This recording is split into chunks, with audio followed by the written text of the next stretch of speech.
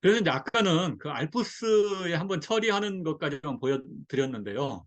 이 알프스로 한번 처리한 것 중에 일부는 삼중수소만 제외하면 배출 기준을 다 만족하는 경우도 있고, 이제 배출 기준을 만족하지 못하는 경우도 있죠. 그래서 배출 기준을 만족하지 못하는 경우는 추가로 설치한 알프스 설비를 통해서 또는 뭐 다른 그 처리 장치를 통해서 추가적인 그 정화를 하겠다는 겁니다. 하고 나서 그 농도를 측정을 하고 농도를 측정을 해서 그 농도 기준을 배출 기준을 만족하면 이걸 이제 그걸 가지고 이제 방출을 하는 거죠. 그래서 사실 이걸 K4 탱크라고 하는데요. 이게 천 톤짜리 탱크 10개씩으로 이게 구분되어 있습니다. 그래서 이제 처음에는 어 이제 예를 들어서 이 수입이라는 데 넣었다고 하면 그러면 일단 수입하고 난 뒤에 이걸 계속 펌프로 돌리면서 섞고 난 뒤에 방사능을 측정을 해서 방사능이 이제 배출 기준을 만족하면 그 다음에는 이게 이제 방출하는 역할을 하는 거죠. 그래서 이 탱크들이 항상 이게 수입, 측정, 확인, 방출이 아니라 거기 되는 배관 위치를 계속 바꾸면서 이게 이제 처음에는 수입이 됐다가 그 다음에 측정 확인이 됐다가 방출이 됐다가 이런 식으로 계속 바꿔가면서 하는 겁니다. 그래서 이제 확실하게 방사능이 배출 기준을 만족했다고 하면 이걸 이제 배관을 통해서 이 바닷물하고 섞는 겁니다. 바닷물하고 섞는데 이 바닷물이 이제 계산을 해보니까 평균적으로 봤을 때는 어, 그 62만 베크렐 리터당 62만 베크렐짜리를 1,500 베크렐로 만들려면 하루에 약 5만 톤 정도의 바닷물을 이렇게 넣어야 되더라고요. 그래서 이제 이게 그모 교수님께서는 이거 말도 안 되는 크기다 하는데 사실은 우리 이제 신한울 3, 4호기나 뭐 그 신한울 1, 2호기를 보면 그 해수 펌프가 90만 톤, 하루 90만 톤짜리 해수 펌프가 5대가 운영되고 있습니다. 그러니까 하루 5만 톤 정도는 그냥 우스운 수준인데 실질적인 감이 없으니까 이제 비현실적이라고 또 그걸 비난을 많이 했었죠. 근데 매일매일 똑같은 양으로 이렇게 방출을 하지 않잖아요. 그래서 어, 매일 똑같은 양 하면 5만 톤이 필요하지만 실질적으로는 17만 톤짜리 그 해수 펌프 3대를 설치해 놓고 필요에 따라서 조절을 하는 것 같습니다.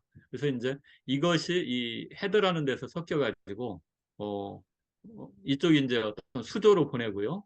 이 수조에서 다시 측정을 합니다.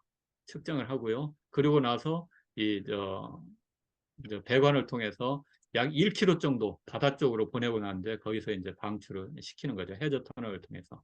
이건 이제 다시 그림을 보여주는데 실제로 여기에서 지금 그 사고가 일어났고 이제 탱크들이 있는데 여기에 처리 설비들이 주로 배치하고 있고요. 방출하는 것은 이 5호기 근처에서 지금 방출을 해서 어, 1km 정도 해저 터널을 통해서 방출을 합니다. 왜 여기 있다냐? 여기다 바로 방출하면 되지 않느냐? 말이 안 되죠. 가까운 데다 방출하면 이거 여기에 다시 그 이제 희석시키기 위한 바닷물 속에 원래 버린 것이 다시 들어오고 막 그럴 거 아닙니까? 그리고 여기는 이제 수심이 낮기 때문에 이제 수심이 어느 정도 있는 데다가 이렇게 방출하는 게 너무 당연한데 이것조차도 뭐 좀 여러 가지 시비를 많이 하고 있습니다. 그리고 이제 방출 후에 그 측정하는 여러 이제 어, 위치들을 이 그림들이 보여주고 있고요. 어, 사실은 이제 한 20km를 좀 지나면 여기는 그 일본 국민들이 자유롭게 접근하는 거기 때문에 아마 방출 후에는 그린피스라든가 많은 그 반핵 단체들에서도 혹시 높은 방사능이 측정되나 하고 불야성을 이루지 않을까 그렇게 예상을 합니다. 그래서 절대 속일 수가 없는 지금 그런 상황입니다. 아, 이 좀 제목이 뭔지 안 보이네요. 일본에 대해서 좀 그래도 좀 할 말이 좀 있습니다. 우리가 일본이 이 처리된 오염수를 지금 무조건 방출하라고 하는 게 아닙니다. 일본에 대해서 할 말이 많은데, 일본이 후쿠시마 원전 사고에 대해서 우리 국민도 많은 피해를 봤잖아요. 정서적으로 피해를 받고, 우리 원자력 산업도 피해를 받고, 또 그 당시에 어쨌든 국민 불안 때문에 어민들도 피해를 보고 횟집들도 피해를 보고 했는데 진정성 있는 사과를 한 적이 없습니다. 그리고 또 일본 수산물에 대해서 50여 개 국가가 수입 금지를 했었는데 딱 놔두고 딱 우리나라만 찍어서 WTO에 제소를 했었죠. 괘씸하죠. 그리고 해양 배출과 관련돼서 그 자국민들을 설득하기 위한 노력은 정말 열심히 지금도 하고 있는데 그럼에도 불구하고 좀 그 어려움을 겪고 있죠.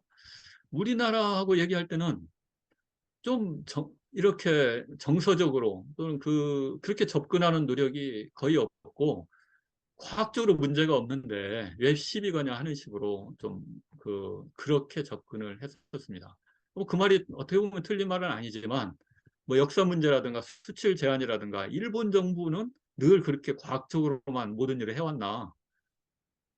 결국은 방사선 문제는 과학 플러스 알파인데 그거에 대해서는 눈에 띄는 역할을 못했고 물론 이제 양국 정부 간에 그 여러 가지 갈등 때문에 그랬을 수도 있지만 이 부분에 대해서는 지금이라도 일본 정부가 우리 어민들한테도 죄송하다. 과학적으로 문제가 없도록 할 테니까 이해해달라 하는 식의 뭔가 메시지가 필요하지 않나 그런 생각을 합니다. 그리고 이제 주로 미국과 AAA만 하면 니들 어떨 건데 하는 그런 좀 것도 분명히 있었다. 이렇게 생각합니다.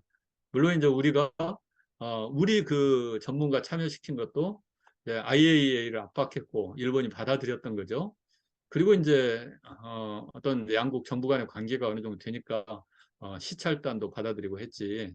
여러 가지 뭐 우리 정부 잘못도 있었고 일본 정부 잘못도 있었고 어쨌든 문제를 일으킨 건 일본이었기 때문에 조금 더 적극적으로 우리한테 접근을 했어야 된다 그런 생각을 합니다. 그럼에도 불구하고요. 과연 그 오염수 배출이 우리나라에 영향을 주겠느냐? 이건 이제 그 원자력 안전기술원에서 우리 바다 해역에서 이제 방사능을 측정한 그